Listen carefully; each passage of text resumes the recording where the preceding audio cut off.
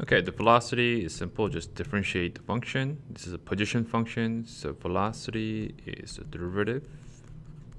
So it's going to be 3t squared minus 8 times 2t plus 24.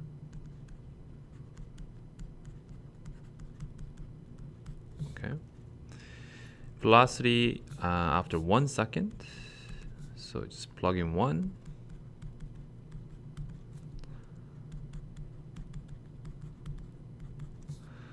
Okay.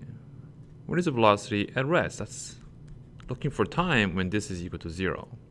So for part C, that's 3t squared minus 16t plus 24 when this is equal to 0. It's quadratic. Let's divide through by... we can't divide through. 16 does not have a factor of 3. What about factoring? So this is going to be 3 times by 8, maybe 6 times by 4, right? 12 and 6. 12 and 6 does not give you 16. I don't think it factors, so let's use the quadratic formula at this point.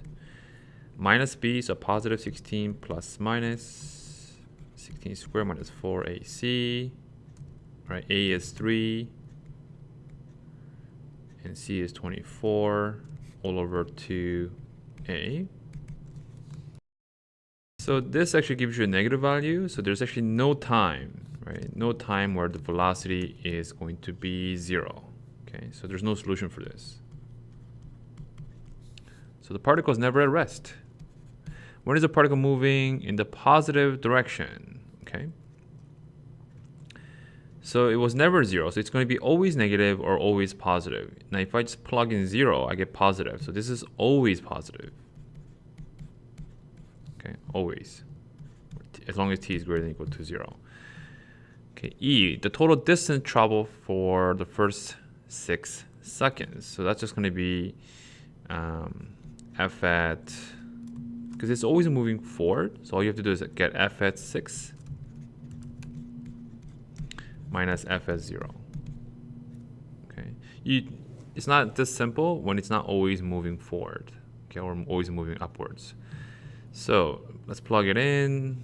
Really, we just have to plug in 6 because when you plug in 0, it's just 0. So it's 6 cubed.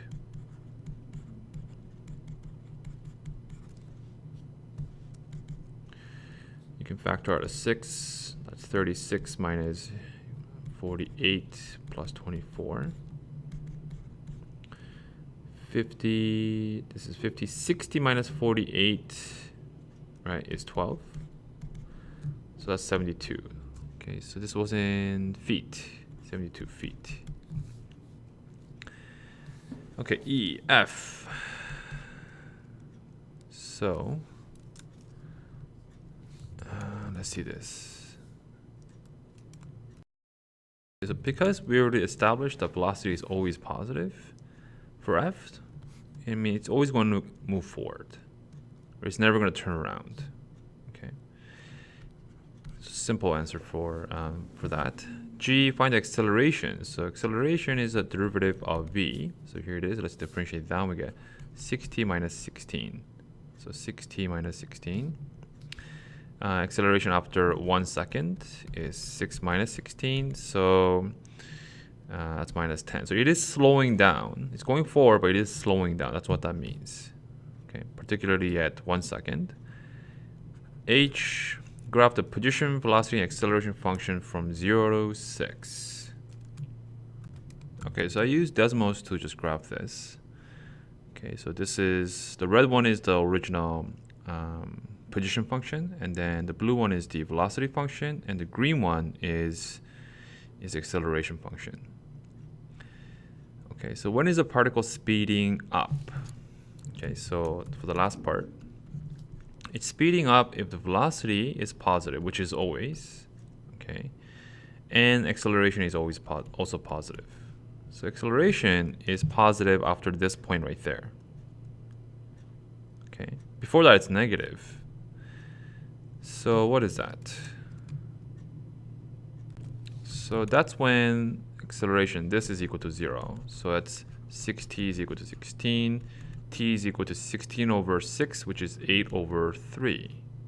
Okay, so that means it's speeding up when t is greater than 8 over 3, and it's slowing down because when velocity is positive and acceleration is negative, it's slowing down. So when t is less than and greater than 0 but less than 8 over 3, it's slowing down.